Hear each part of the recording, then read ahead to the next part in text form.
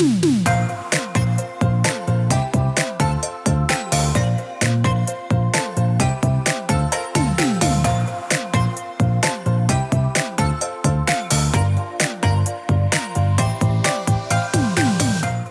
to the Plant-Based Podcast. Did you know that plants are truly amazing? Not only can you grow them and eat them, you can also wear them, drink them, nourish your skin with them, and so much more. Let Ellen and Michael inspire you to love plants as much as they do, as they chat with the movers and shakers in this wonderful plant-based world. So, let's dig in. LAVA-LITE, naturally the best. Effortlessly nourish and protect your plants with a collection of totally non-toxic, environmentally friendly, sustainable, pH neutral, lightweight and 100% natural products. The collection is made up of 8 different horticultural growing and potting media and pest control products, with each continually offering the same natural benefits: thermal protection, moisture retention and control, soil conditioning, and providing a nutrient boost, as well as being completely child, pet, and environmentally safe. Learn more at lava-lite.co.uk.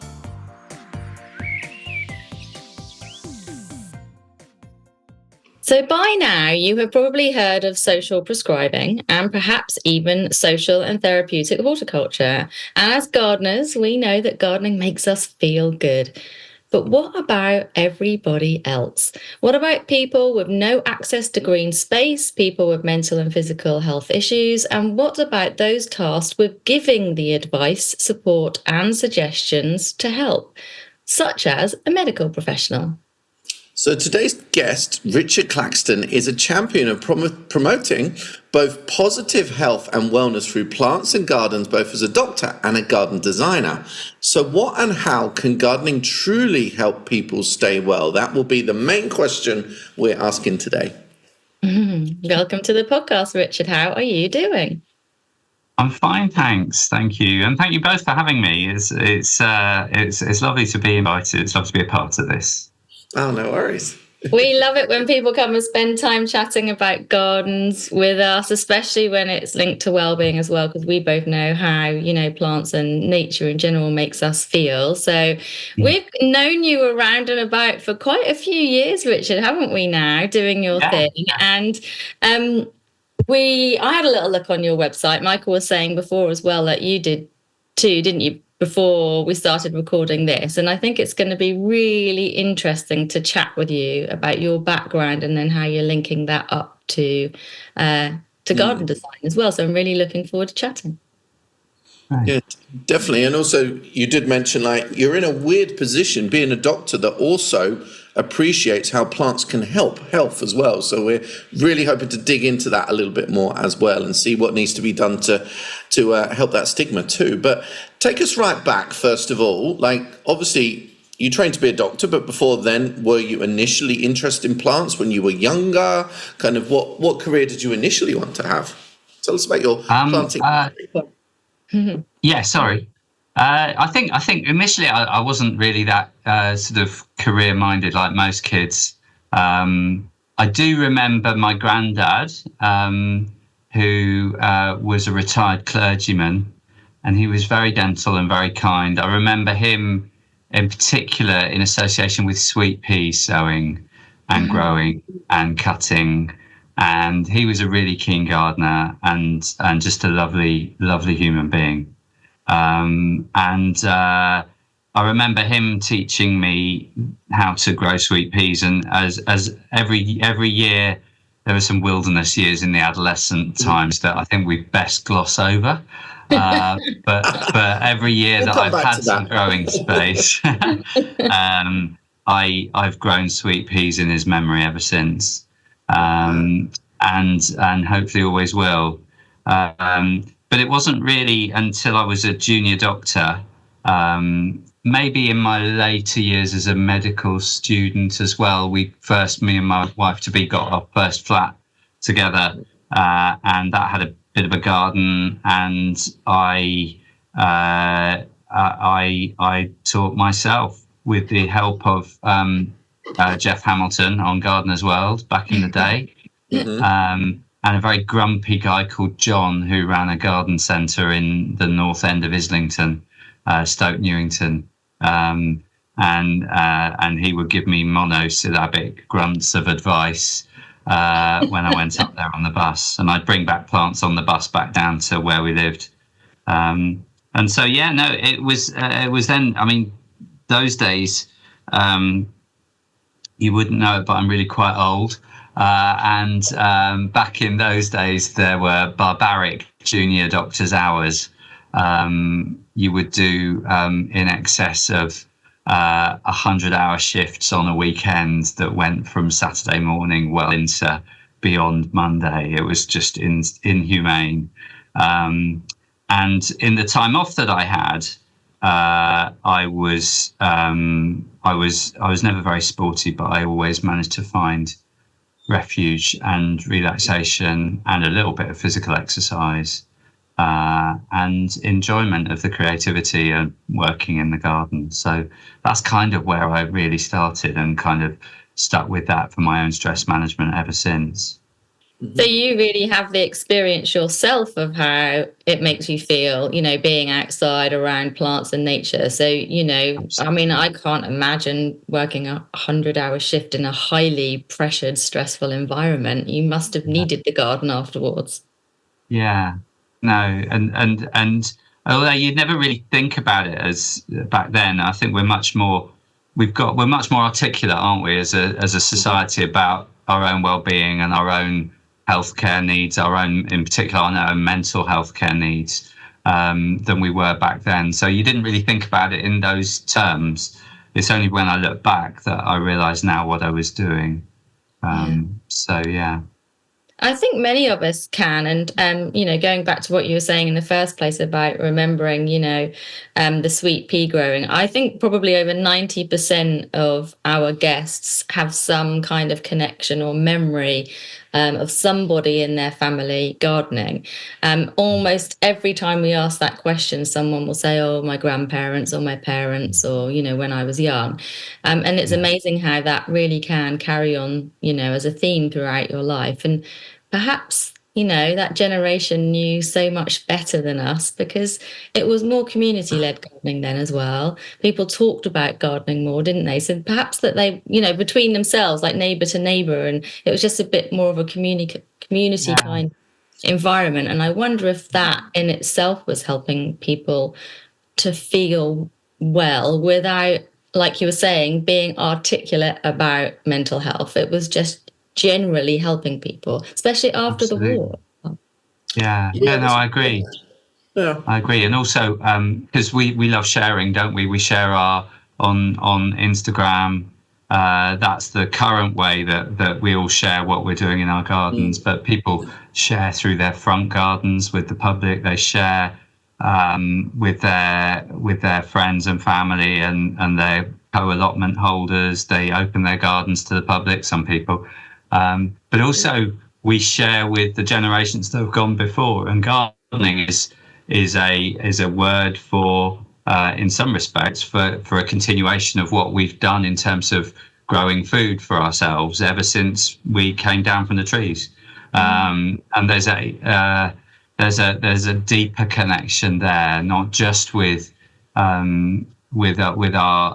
older relatives, which is lovely, but with our ancestors and every society around the world, and I think that's a real unifying thing. And I think a lot of times the kind of like the yearning, the kind of pull towards the plants is almost something you don't even notice. Like I was walking around Kew. I'm not far from Kew here this morning, and I just felt drawn to be there and go there, and like it's beyond what you can even explain, and.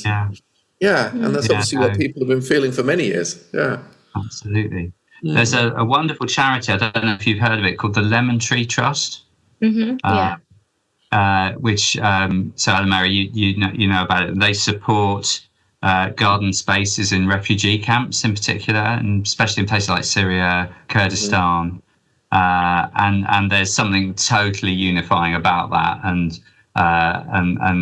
and there's such a connection that people who are displaced and they've got absolutely nothing, they've had to leave their homes and families and had devastating losses and grief, people they've lost and all their belongings, and then they find themselves in these camps and they connect through growing with just a very, very basic level. And interestingly, what they grow first before they think about growing food is they grow flowers. Yeah, makes them amazing. Feel happy. I think I've told this story probably on the podcast before, but many years ago I worked in a community garden in Norfolk, and we had money from the National Lottery, a grant, and it was to work with a local refugee and asylum seeker charity. Mm-hmm. And we would run sessions throughout the week for those who wanted to come to the garden, and created a space where they could grow their own and they could come in and out as they pleased to, tend to it.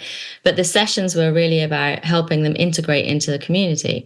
And it's an incredible experience for them, but for us to actually see the progression over the weeks and months of how the language barrier is broken down through the language of plants. Many asylum seekers and refugees cannot speak English. They're completely displaced in a country that they have no idea what's going on or the people. And sometimes they come across great hostility as well. And to see them begin to, integrate and learn words and smile again and start to feel like they actually perhaps have roots, so to speak, here in this country, was an absolutely wonderful thing to see. And it's so important. And you could see people over the months, their mental health genuinely improving just from having access to a garden. Absolutely. And therapeutically, more closer to home, if you transpose that connection, if you there's a significant group of people who I'm talking to as a GP, for whom you might be talking about very personal things, their own well-being, their own mental health, and they find that situation very challenging, to sit across a room with a GP who's very well-meaning, but who's trying to make eye contact with them, which some people, for obvious reasons, neurodivergent populations or just people who are a little bit shy and embarrassed about talking about feelings in that respect, they struggle with that kind of one-to-one across a room, and they would struggle equally in a psychotherapy setting with the same kind of one-to-one eye contact, etc. Whereas actually, if you're bent over a raised bed and you're both focusing on a bit of weeding or a bit of sowing a row of radishes or two, and you can chat and you're not looking at each other, so there's not that innate sort of interpersonal challenge of the non-verbal aspects of communication. You're just able to relax into a task. And it's the same with art therapy. It's the same with any of those other creative therapies where it's the focus is away from the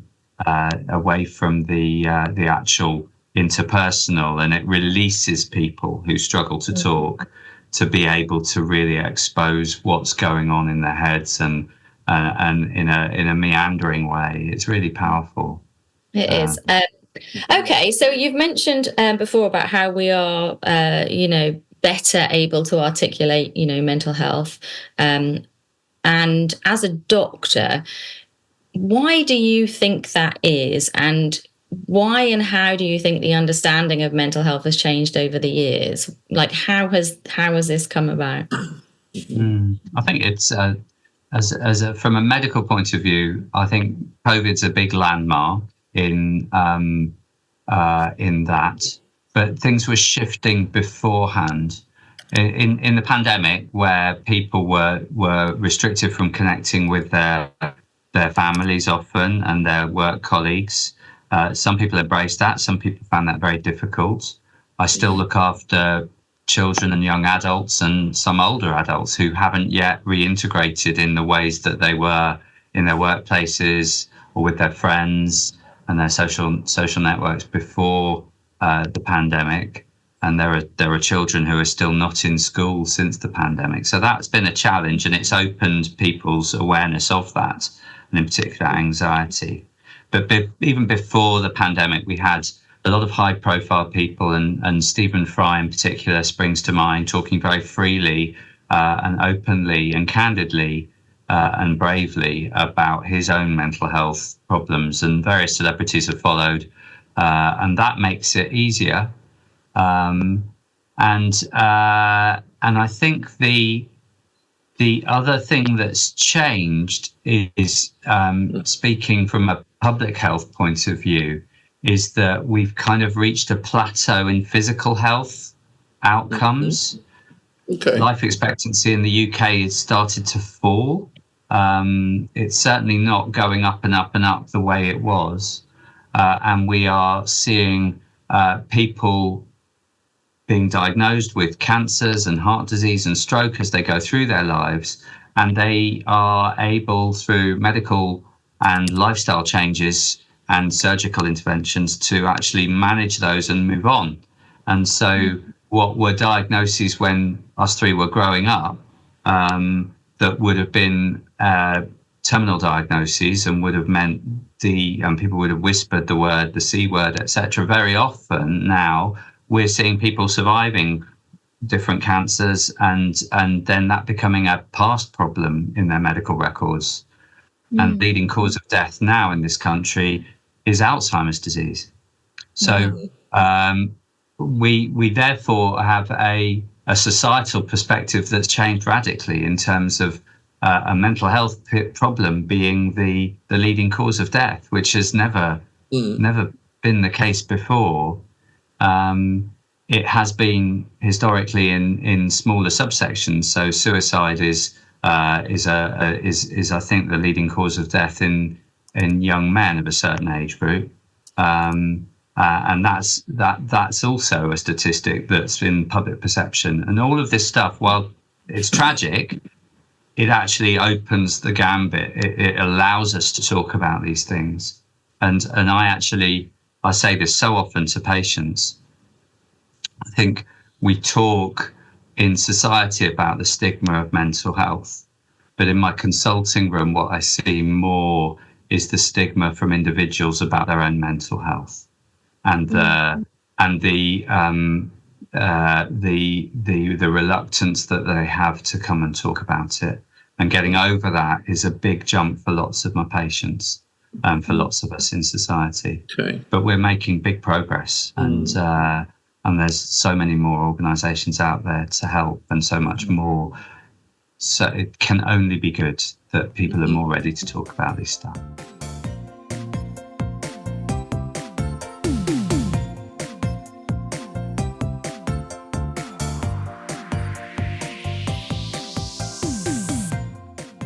When did you actually start to socially prescribe gardening in your practice, and how did that go down? And I guess kind of like another strand to that question is, how did you then kind of prove to people that it would work? Like, is there any science that actually exists linking mental health and nature in such a way? That's a that's a massive question, Michael. I'll try, and we've got limited time. I do the big questions here. There is loads. There is loads of evidence, and there is far less availability, and there's a mismatch there. And in particular, I was frustrated because I could see that we had no garden therapy accessible to us in my part of the world, in West Kent, where I work.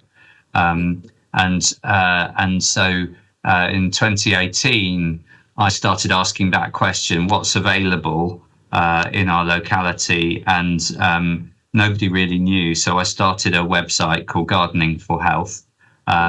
And that's how the website, which is now a charity, began. It began as a kind of directory where people in any part of England, Wales, and Northern Ireland, but not Scotland, because there's an organisation that did this already called Trellis in Scotland. But basically the map covers those three countries, and it shows where the gardens are that are nearest to you if you want to go and get help. or for you if you're a GP and you want to make a referral, or for you if you're a volunteer and you want to go and work in one of those gardens. So I created that. There are more and more gardens coming on, but they all face difficulties with funding, and social prescribing as a thing was introduced by the last government. And social prescribing is a way of signposting towards charities and other CICs where they provide that. So I remember the first times I started recommending it, and it wasn't in an organised way. It was like, have you thought about this? And it fits very well, Michael, with a lot of the conversations that I'm having with people, because so many of the problems that we see in our consulting rooms are lifestyle related problems. So they're with people who maybe don't get as much exercise as they could. They don't get as much fresh air or sunlight as they could. They may eat really badly. They may not eat much that isn't either fast food or ultra processed food. And so you see where I'm heading with this. As well as physical health problems, they've got mental health problems. They've got nutritional problems. They've got lifestyle problems. And that's before you get into smoking and alcohol and addictions, etc., etc. So you're basically talking about lifestyle all the time as a GP, and what you then extrapolate that to a solution outside people's back windows, through their kitchen window. They don't need to join a gym and pay 50 quid a month for a subscription that they'll never use. Or sign up for these Weight Watchers shakes and all the rest of it. They've actually got it all there, and it can answer so many of their problems. And when you start to talk with people like that, whether or not they're interested in evidence is a secondary thing. The penny, what's the word? The penny drops, and you can see they wake up to it, and sometimes they wake up to it in a brilliant way. Sometimes they still need a lot of support and ongoing guidance with it, and that's okay too. Sometimes they really grab it and run with it, and sometimes it's not for them. But gardening, from food production, from vitamin D, from cardiovascular exercise, from physical exercise, from falls, balance, bone density, it's just a no-brainer for me. I quite. If you want me to go into one on the evidence, I can. I would have prepared a PowerPoint. Yeah, let's give him 3 minutes. 3 minutes on evidence. Okay. So I'll try and distill 3 minutes into evidence of mental health. So for patients referred to a course of social and therapeutic horticulture with a mild to moderate diagnosis of depression or anxiety, a course of 10 sessions of organised garden therapy with a therapist has been shown to be as effective as 10 sessions of cognitive behavioural therapy. It costs, however, half as much to the commissioning bodies.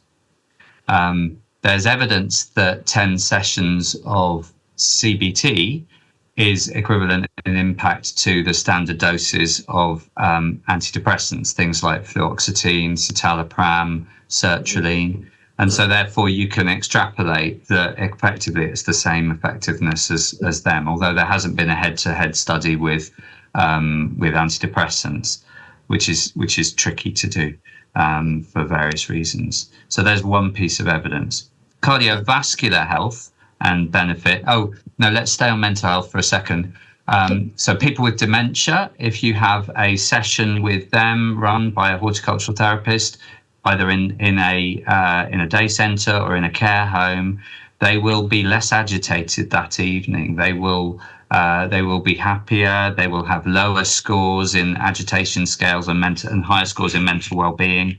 And amazingly, there's an economic impact. So the care home managers can employ fewer carers that evening because the people with dementia will be calmer and happier and need. That's a slightly cynical view, but you see where I'm going with that. So mental health is extraordinary, and there's mental health projects that work specifically with different groups of people. So I'm recently working towards running an event about veterans and service personnel, and the work that we can do with them, with victims of domestic violence, domestic abuse. We're looking at that, as well as groups with dementia, young people, young carers. There are benefits in all those respects. The physical benefits are enormous. So if you go into the garden, Michael, and you go out there just for 20 minutes and do a little bit of gentle pottering, your blood pressure will be calculably low. Your heart rate will have dropped. Your blood cortisol levels will have dropped. When you get your hands in the soil, your white blood cells that fight some infections and patrol on the lookout for early cancers will have risen, and that rise will still be calculable in your bloodstream for 4 weeks after a session in the garden. There are proteins called interleukins which go up as well. They help fight infections. And if you start then raking leaves or mowing the lawn, you'll be burning off 300 calories an hour, which is roughly the same as most people burn in a gym.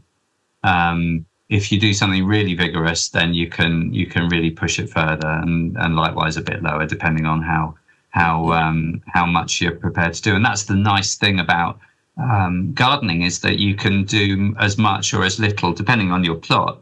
If you can cut your cloth to what you're able to do. And the last thing in my 3 minutes is the soil. Yeah, that was more than 3 minutes, definitely. No, we're actually on 3 minutes. So really? Oh my gosh! One last fact. You'll like this one. Sure. There was this oncologist at the Marsden in London. So she looks after, her name's Professor Mary O'Brien, and she looks after people with lung cancer. And she was aware of a study that had been done on TB patients where they had heat treated a solution of soil bacteria called Mycobacterium vacciae. Mm-hmm. And in TB patients, it had actually improved their outcomes and their life expectancy with late stage TB. So she tried it. She got ethical committee approval to try it with some of her end stage lung cancer patients. So these patients had a very poor prognosis, and they therefore happily signed up to a trial that might have made a difference. Sadly, it didn't make any impact on their life expectancy, and their disease wasn't impacted. But what was amazing was that the Mycobacterium vacciae had an impact on their mood and their quality of life. And the mood scores went up, even though they're approaching the end of their lives. And we now know that contact in the soil through your hands with Mycobacterium vacciae somehow connects through the gut-brain axis to improve your brain levels of serotonin. And it's serotonin that's the neurotransmitter in our brains that regulates mood. And it's that drugs like fluoxetine and sertraline and citalopram, the commonest antidepressants, they work to improve your sertraline levels as well. So it's a really lovely piece of research. I love that. But my question now is, with all of that research and evidence, why are we not socially prescribing more? Like, how do we get doctors or the medical profession to see and understand this and link that up to funding for SDH projects? How can we make that happen? That's the $1 million question, and I wish I knew the answer, because I'm obviously a massive convert, and my patients are aware of that. But it's true, there aren't many people who are pushing this, and I think you have to reflect on the political situation and the economic situation that faces NHS bodies at the moment. When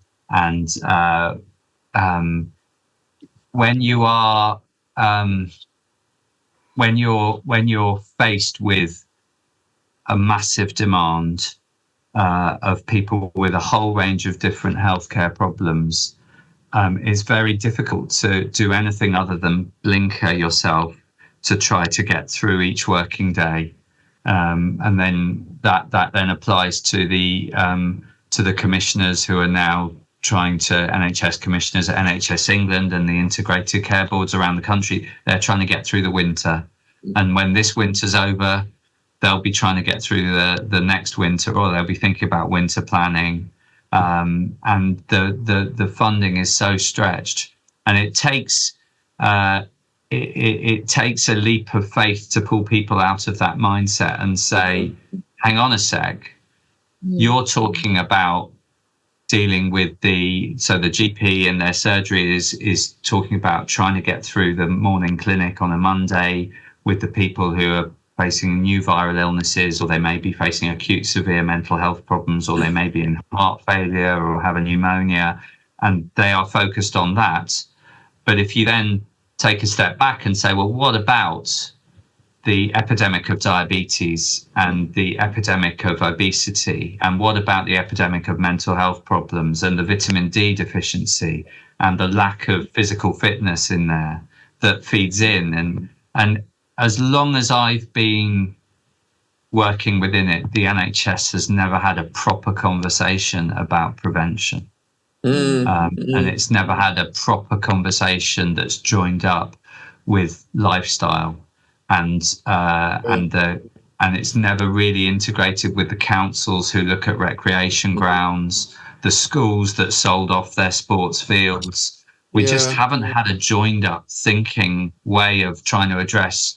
And unfortunately, as a GP, what I'm wading through in my clinic lists every day and every week is the inheritance of all those policy decisions that maybe add in a holistic way.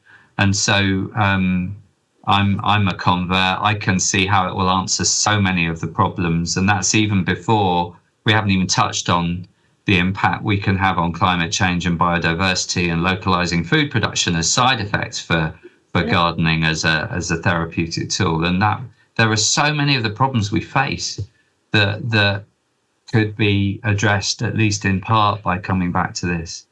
But I think they are blinkered because they are trying to get through. Everyone's just trying to get through, be it the GP, the practice nurse, the health visitor, the district nurse, the commissioners in the hospitals, the hospital doctors that are trying to get through their shift. And I'm afraid the politicians are trying to get through, and they're trying to get re-elected as well. And that then skews everything, doesn't it? So many other agendas just swimming around all the time, isn't it? Yeah. And the long term problems just get bigger and bigger, and the fixes just get shorter and shorter term. Yeah. It's miserable, isn't it? Very difficult situation. Yeah. I just think get out in the garden. Get out in the garden, no matter what. I think you're right. But another way of answering that question would be to say, well, we're working on it, and we're trying to spread the word about this. We're trying to work with social prescribers and with charities across the nation, both sides of the Scottish border. I've mentioned Trellis. I've mentioned Thrive and the Royal Horticultural Society, the National Academy for Social Prescribing, Natural England, which is part of DEFRA. We're all trying to see a way of spreading this. In particular, the focus is on for mental health. But as a GP in that room around that table, I'm very keen to promote the impact on physical health and how this could be a solution. Yeah, absolutely. Well, we definitely appreciate all the work that you're doing, and I know you've been doing it for quite some time. For anyone who is listening to this episode right now, if they are struggling with their mental health in any way, what advice would you give to them? They're not in your practice with you. I realise we can't do individual advice, but what kind of thing would you suggest? I think just hearing this dialogue and acknowledging that it's okay to put your hand up and say I'm not okay, and it's just that opening that conversation, picking up the phone, booking an appointment, if needs be, call 111. If you're really in a bad way, call 999, call the Samaritans, call your GP, talk to someone, because there are so many people out there. There are so many organisations. There's dozens of charities there that will help as well and provide support. But people only know to help you if you put your hand up and voice it. And so it's that big first step to take that's so important. Yeah, absolutely. I agree. Thank you very much. Michael, are you next? Yeah, of course. Are you next? You're so cute. So, Rich, we really love chatting to you today. There's so much great information there, and I think it's going to give a lot of people a bit of hope. Yeah, of course, we're not necessarily getting from the NHS that kind of advice overall, but there's so much you can also do for yourself here and there. So I would say, kind of, what is your personal manifesto? Like, what are you looking to, where are you looking to make the change? Like, for example, this year, what different projects have you got coming up? Well, the charity that Gardening for Health is going to hopefully get the local therapy garden that I started in 2023. It ran out of money because it was NHS funded initially, so that was pulled for all the reasons I've said in February, March last year. So the goal is for the charity to take over the funding of that, and for that to become a blueprint for other gardens around the country.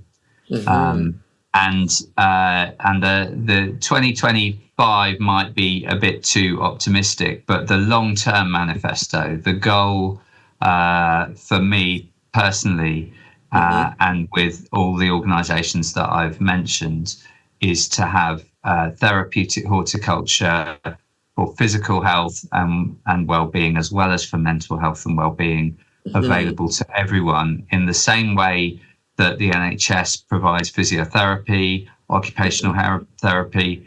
I want green therapies to be there for people, and nature-based therapies, so that we can better connect with our planet as well as our own well-being and health, and each other in society too. That's my long-term dream and goal. We're definitely behind you. We definitely support you all of the way. And I'm sure after our listeners have heard this, they'll feel exactly the same. So where can they find you online? Tell us about your website and what you're doing, where people can find out more. Okay, so Gardening for Health, which is all one word with a number 4 in it, has a website and Instagram. I'm not very good at Facebook, and I've taken the decision to leave X recently. So Gardening for Health. I'm also on Instagram, and I have a website as Richard Claxton Gardens. But also worth looking at are the Thrive website and north of the border, the Trellis Network website. So Trellis is a brilliant organisation in Scotland. And those would be the places I'd look first of all. But on the Gardening for Health website, there is a map. And on that map, you can look and see where there's a little green flower near you. And you can find a garden if you want to go to get some help. Cool. Or if you want to go to volunteer, or recommend to friends or family who you think would benefit from it, have a look, and you can sign up for the newsletters there. And we also run symposia and conferences as well from time to time too. So. Wow, thank you. Awesome, thank you so much. So Gardening for People's Health and the Planet Health is all of your life now. That's it for you. This is the goal. That's all. That's all. Yeah. Forget world peace. We'll just go world green. World green. I love it. Richard, is the jumper you're wearing green? I can't quite tell because of the. It's actually orange. I'm looking at the filter on the. I don't know if it's the lighting. It's an orange jumper, a green wall. Okay. And a green picture. I was just checking. I'm mainly just flesh coloured. You're not green? I'm not actually this green in real life. Even though I feel it.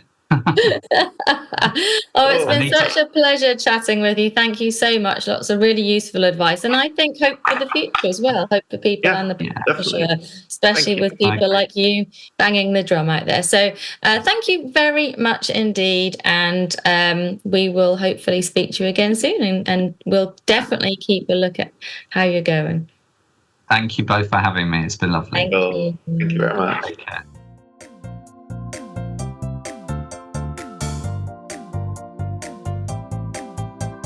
Hey, Shrimp, why does it ask me for passcode? It never asked me ever before. No idea. That's sorry. Strange. Anyway, hi, how's it going? I'm good. How are you? I'm partially horizontal, is that okay? Well, if you aren't partially horizontal, I wonder what's wrong with you. Oh, okay, cute. Nice to see you. What have you been up to? Wow, that's really long hair. It is, isn't it? I can nearly have a top knot. I haven't tried, actually. You definitely can have a top knot with that. Not quite, but nearly, yeah. Yeah. I'm just preparing to go on a small holiday, Ellen Mary. This is exciting. Like, when you say holiday, it's such a like, you often say, I'm going away, but it's always or often work away, but you're actually going on holiday away, so that's amazing. Where are you going? Yeah, I went to stay with some friends who moved to France last year, and I'm really not going to do any work. I'm not going to because usually it's like, I just be like, I catch up on this or I do this. I'm very sure you're the same, it's like you think like, we'll take advantage of that time away, but it's like, no, I'll actually take advantage of that time away of not doing anything or thinking of anything, and maybe not even look at my emails, but I might need to delete the app on my phone because that's hard, isn't it? Like when you're freelance, it's so different, isn't it? It is, but there's nothing that can't wait a few days. And if you've got your out of office on, people know you're not going to respond. So do it. True. But I'm one or the other. I'm either respond super promptly and just get it done. I'm always in this get it done mood. But then if I am overseas at a trade event or something, then my emails really bank up. So I'm like, I've got no in between. I suppose if you're away at a trade show, you're still sort of you're working. Do you know what I mean? Yeah, so you're mindset of trying to reply if you can. But I went away last week for a week, and did you officially switch off? Well, in my mind, I was like, sometimes in the evenings I might be able to do a bit of copywriting on my emails. And do you know what? I spent a whole week of barely even opening my laptop. Yeah, I didn't do anything because I didn't want to. I was totally relaxed into it. I just didn't want to, which was nice. Yeah, definitely. But you just need to be out of your environment to get that feeling. I think you can't ever just have a holiday at home and think that you're not going to work because you're still in your environment, Yeah. I think the moment you're kind of out of the environment, then it is kind of a bit easier to switch off. So definitely. Yeah. So I hope you switch off in France and eat some. I will do, Ellen. But honestly, I don't know why, and I don't know. I don't even know what your answer is going to be, but it'll probably be something really simple, and you'll be like, well, this. But some people just sometimes have nothing to do. Do you know what I mean? Yeah. But and I'm sure you can relate to this. I never have nothing to do. There's always something I need to do. But how is that? Because it's not like I'm a mother of 4 or something. Do you know what I mean? That's not something I need to do. It's like... But I see it differently. It's not always a need to do. It's a want to do. And maybe we want to do those things because we don't have a family distracting us and doing other things. But one thing I have noticed, which is really weird, is quite a few of my friends and my sister as well, they're probably going to listen to this and say, what am I talking about? But I doubt you buy the farm. They're if I see them, they're like, oh, have you watched this film? Or have you watched this Netflix series? Or this series was amazing. Or you must watch this film. Oh, and then there's a follow-up. And I'm like, how do you have the time to sit and watch all of these films and Netflix shows and as soon as they're released, you've watched them, and I don't have time to do that. I don't have time to do that. But is that a different format of working? Because if you're in a 9 to 5 sort of job and the day is the daytime and the evening is the evening, I feel like you then do, unless you do an evening activity, you are very much kind of like in this relaxed state in the evening where you might just watch TV and just, and I start to get envious of those people to just kind of just mong out. Is that the right word? Yeah. I don't know. I think it's when you've got that 9-to-5 style job, it does that a little bit because you do have that format of life. I do sometimes wonder about that. It must be nice just to leave work at 5 or whatever time, and then you have no connection. Some weird way. You have no connection with your work. You can just go home and do your thing. I don't know. Days you might have more. Like it's probably a few years since we worked in companies actually, but like now, we didn't really have WhatsApp groups when I was working in a couple 8 years ago. So I think it would be quite different now. And I wonder if that pressure would still sort of be there a bit. I don't know, but I don't think I can go back and work in an office now anyway. No, equally. Even I'm sort of jealous of that format because they have a real definition between work and life, work and play, if you know what I mean. Yeah. And you might do a little bit of work at the weekend, but kind of like you can easily put work out of your mind. I guess it also depends on your job and what you're doing. Like, my husband is working pretty much all the time, but technically it should be 9 to 5, but it's not. It's because he's on it all of the time, no matter where we are, whatever we're doing. He's enjoying that. He doesn't see that as intrusive, though, or no, he loves it. So that I think it's up to you how much you put in. Maybe I don't know. Who knows? What are you sitting in the wardrobe or what? I'm literally sitting in the wardrobe because there's 2 helicopters that are flying above us. Closet in your language. It's a closet. Well, I'm going to just mention this before I tell you about the wardrobes. If I go to England and I say, I use the word closet, and someone says, "Oh, you're so American now." It's like, well, actually, I do think a wardrobe is different to a closet. Because it's like a walk-in type thing, right? Yeah. You know what I mean? So, like, it is a closet. I guess that would be, in the English style, a walk-in wardrobe. Yeah. There's always, I don't know, somehow English people hate Americanism, so they desperately try and make their own English word for it. Like, I'm very sure we've talked about this on the podcast 28 times before, but like, it really is like, how can people not translate it either? Like, why do they need to pick you up on it? If you say trash rather than rubbish, that's what you bloody mean. I know. And then what makes me laugh is if I say I was to say trash, and they're like, "Oh, you're so American." But I've noticed so many people in England will use French words. They'll say, "Oh, oui, oui," or "au revoir," or "bonjour," and you're like, what dicks? Oh dear. Anyway, on that note, the reason why I am in the closet is because there are 2 helicopters circling above. So obviously someone's been naughty. That sounds good. The dog is barking away, and my husband's How long are they circling for? Are they looking for you? I didn't steal any plants today. Books. No, I haven't stolen any plants, I promise.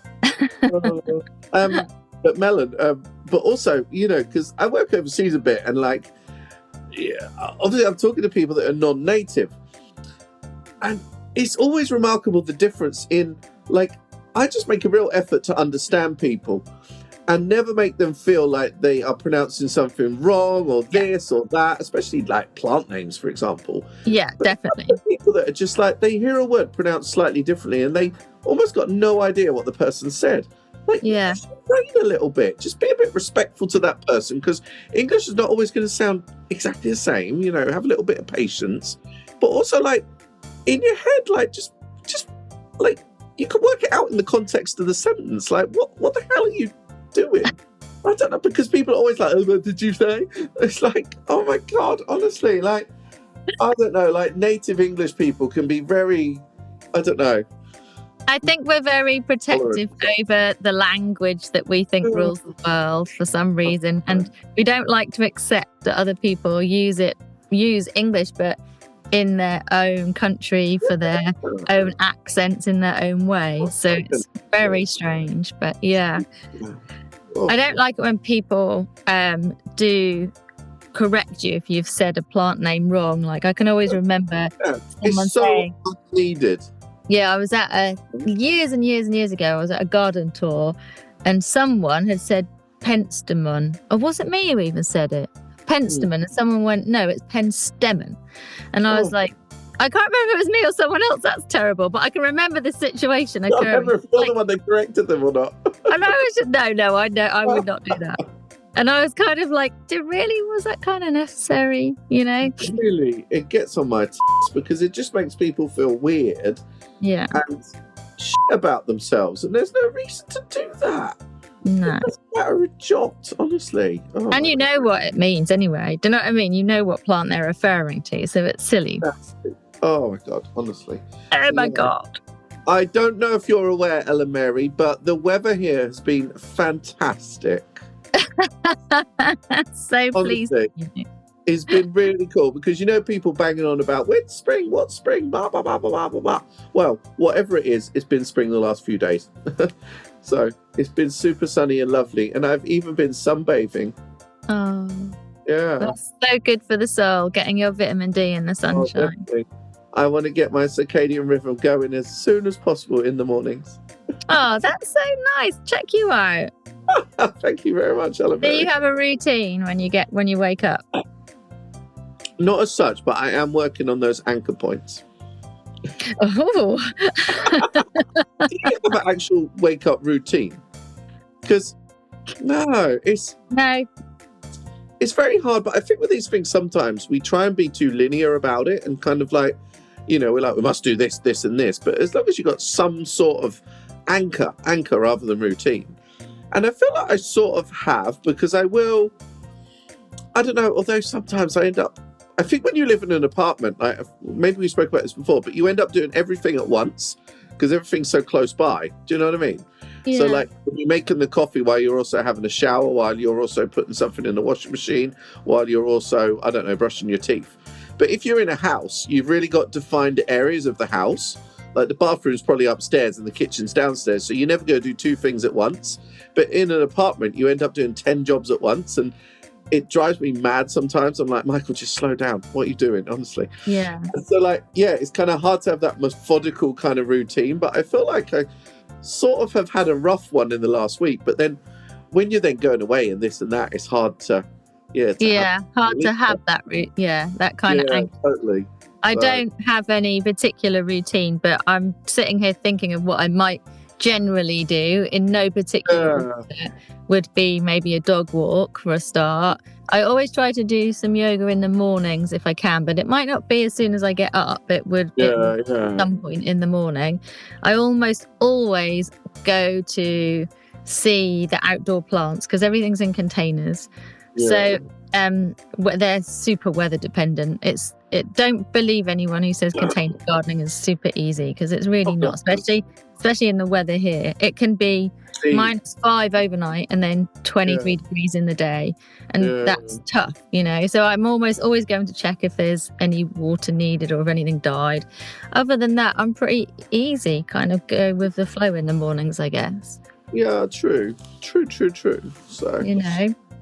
Start with a little gratitude, that's for sure. Have a little think about things you're grateful for.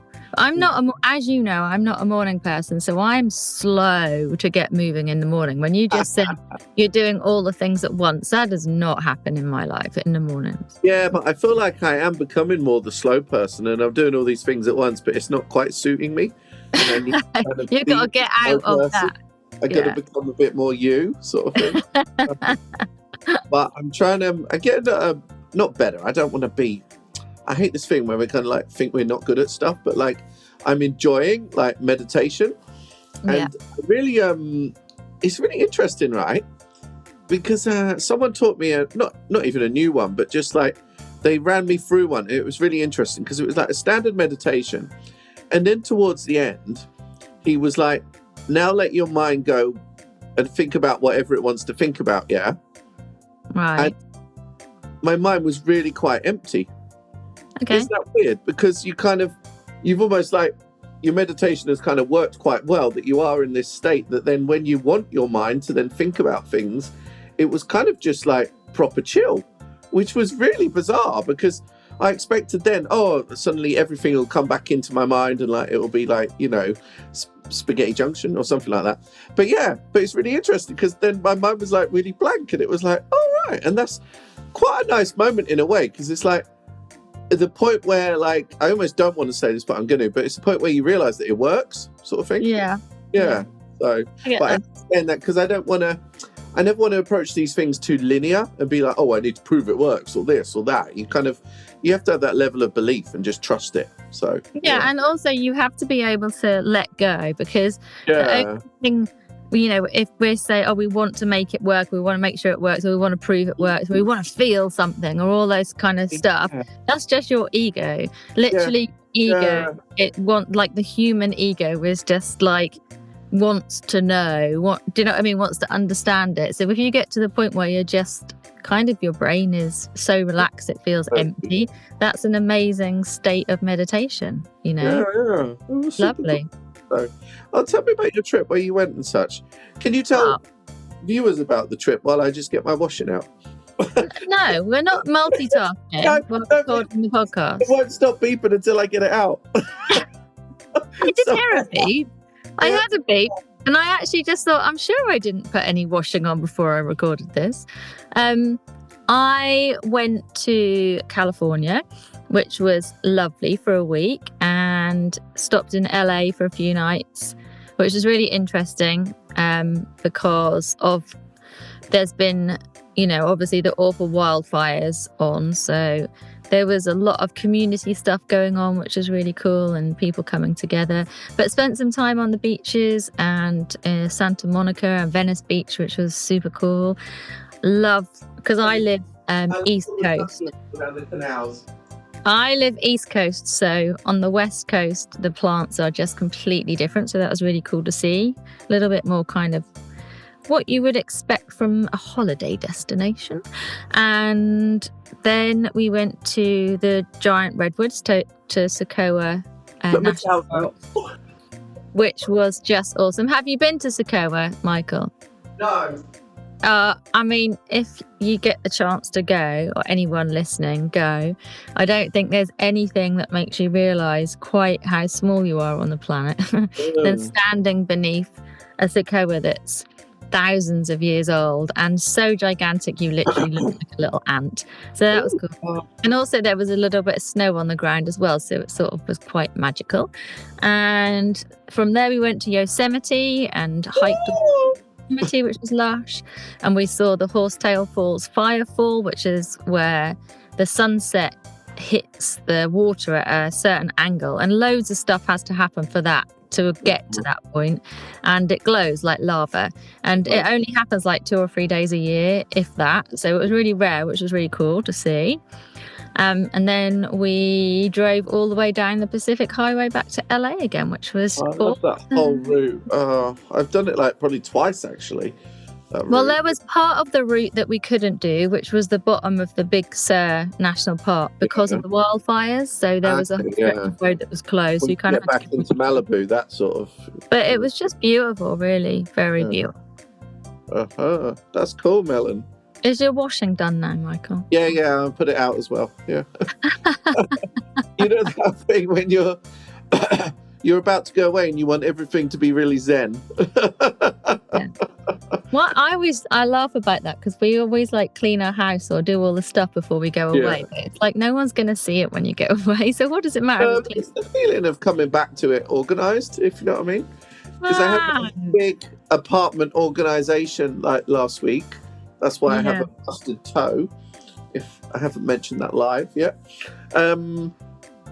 And now I do feel quite zen because I think probably last time I was here, I was moaning about, it's just making me feel mentally unrested, kind of like the apartment just being, not knowing where anything was and just not sorted. And I feel such better place now I got it done, even though I dropped this cabinet on my toe and it was bleeding everywhere. And it was like, and I was only an hour in at that stage, but everything was everywhere. So I had to carry on, even with this really awful toe.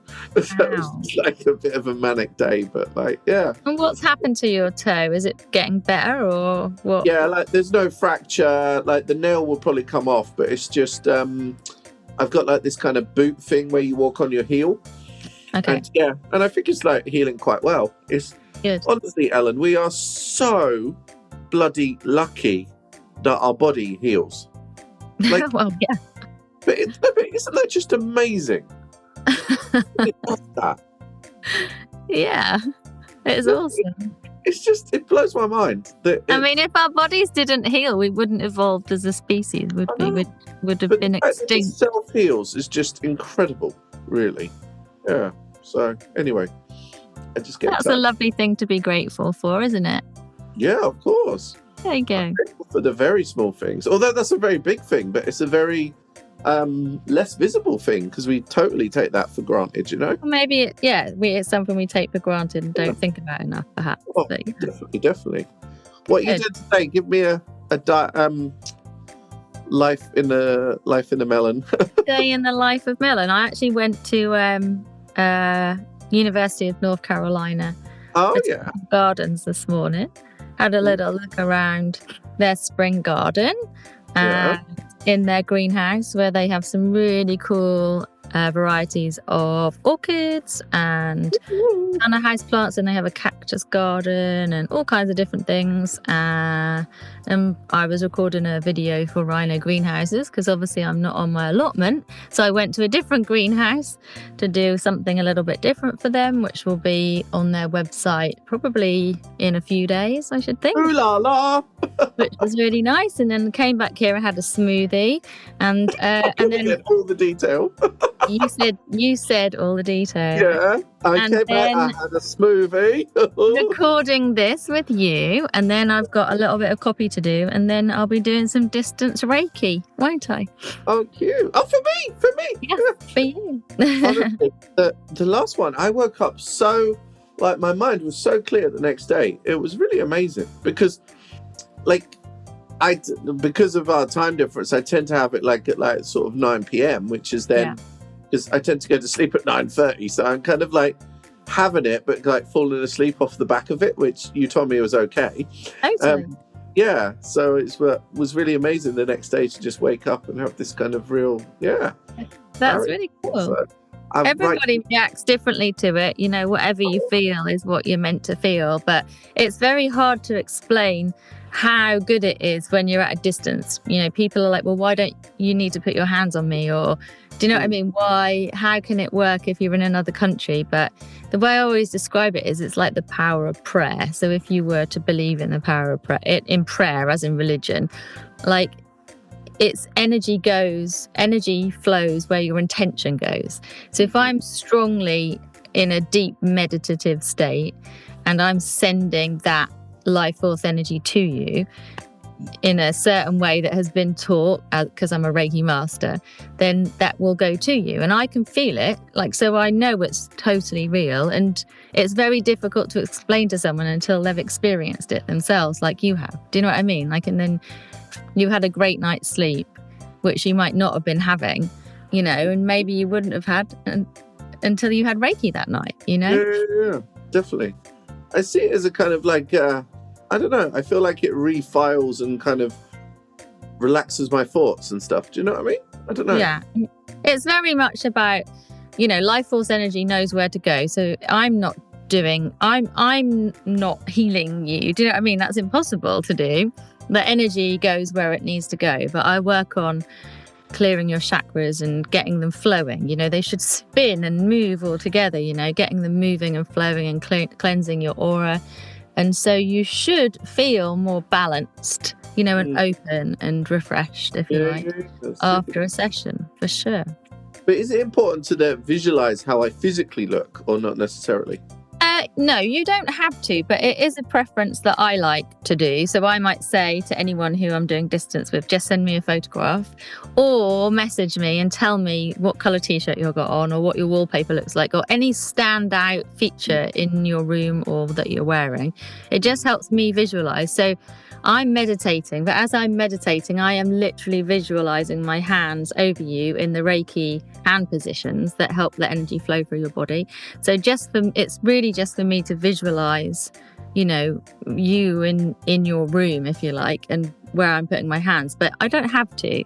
So, sometimes people forget and they don't send over that detail. That's fine, I would definitely write you a Google review. Thanks so much. No worries, Ellen.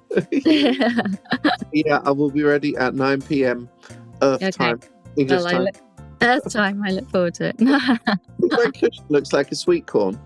It does actually. Can you hold it? Because I was wondering, is it a cushion? Corn on the cob. Oh dear, honestly. That's funny. Oh, melons. I'm having corn on the cob for dinner tonight, actually. Oh, that's typical of you. I love corn on the cob. Are you still vegan? You make me laugh, Melon. Oh. I tell you what, when I was out hiking Shut up. in LA, Stop it. We stopped at the end of this hike and went to a cafe, and I had apple pie. I had a turmeric match or something or another. But I had an apple pie. I love that you remember that I had an apple pie. I remember the little things, Ellen. That's why you should have married me when you had the chance. That would be the detail that would keep us together.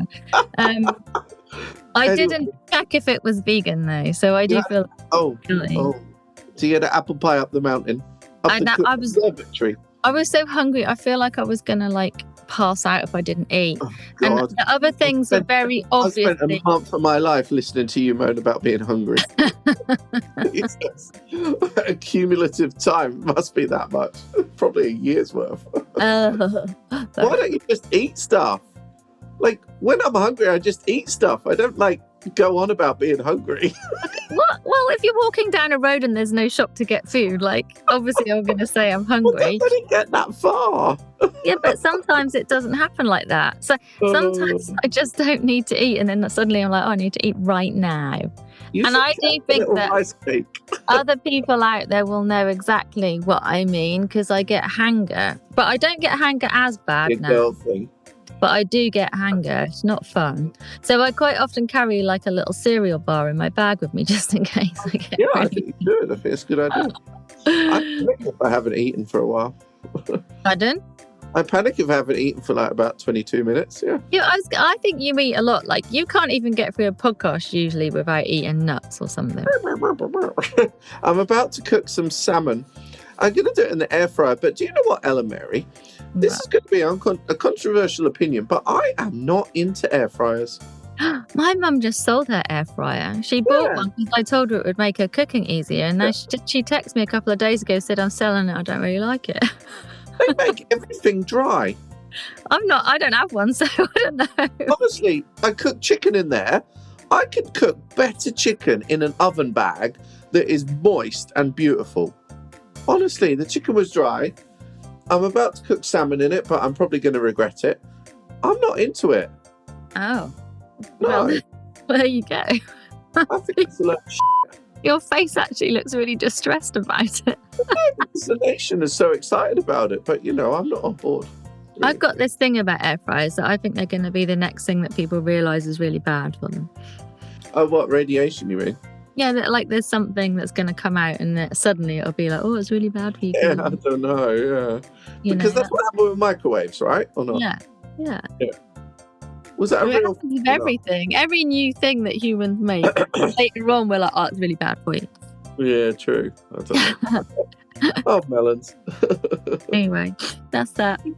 Oh. Tell me something interesting about where you've been. You keep going to Kew. Oh, what was this Saatchi gallery visit? That looked really cool. Beautiful flora exhibition. Really interesting. Yeah, so many different. I think it's on till middle of April, so you might be able to see it actually. Oh, that's cool. Yeah, so maybe April 20th or something. But no, it's really, really worth it. Yeah, flowers in many different formats. Yeah. We're into this discussion now for probably 25 minutes and you yawned. It's this is the point on almost every discussion that you yawn at about 20 minutes. Really? Yeah. I'm still here, to be honest. Honestly, I'm managing my yawns. But no, it's very good, the Flora one. It's also, I wonder if that's still on when you come. There's a soil exhibition at Somerset House as well. Oh, cool. And someone who I know here sent me a link to a food hub that is opening at Somerset House to provide Middle Eastern Eastern European food.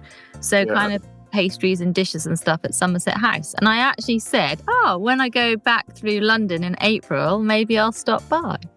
That's cute. Yeah. So if the soil exhibition's on as well, that's a double whammy. Yeah, no, totally. But That's really cool. It's really interesting, Ellen, because like plants are really, they're really mainstream now, aren't they? Very much so. Yeah. Cool, isn't it? Yeah. Even Meghan Markle's talking about gardening. She? Yeah. But isn't that great? This is kind of what we wished for many years. Do you know what I mean? Yeah, it's kind of weird. Yeah. It's amazing. Like, it's the best thing. It's just like, wow. Like, this has been kind of 40 years of talking about plants or loving plants. And now loads of people love plants and it's on TV and in papers and magazines. It's like really cool. Cool. Okay. I'm just worried I need to cook my salmon and eat it in time for my Reiki. So okay. All right then.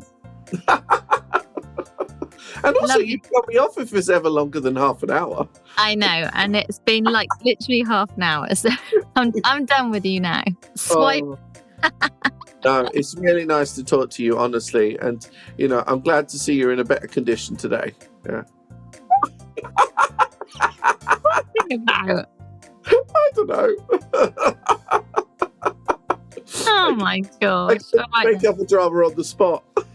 You I do. should write for EastEnders. Oh, I might put EastEnders on while I put my salmon in the air fryer. I think you would like life to be more dramatic, like a soap opera. That would suit you probably. Ellen, take a picture of my T-shirt for the podcast socials, please.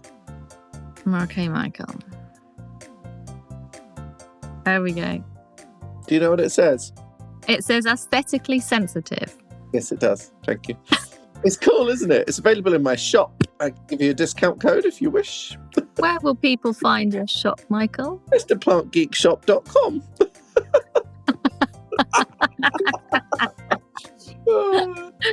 All right, then it's been a pleasure. Go and enjoy your dinner. All right, Cowabunga. Bye. I will see you in my dreams. That's really weird. I don't know. You'll be in my Reiki dreams. Okay, that's fine. That's weird. Oh, that's fine.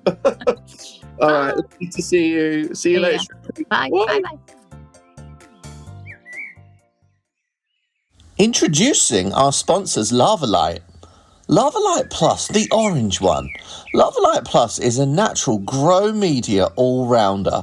It's perfect for borders and great as a pot topper, both in the home and the garden. It offers thermal protection for cold winter nights, as well as holding up to 25% moisture. Look out for it online and in your local gardening stores.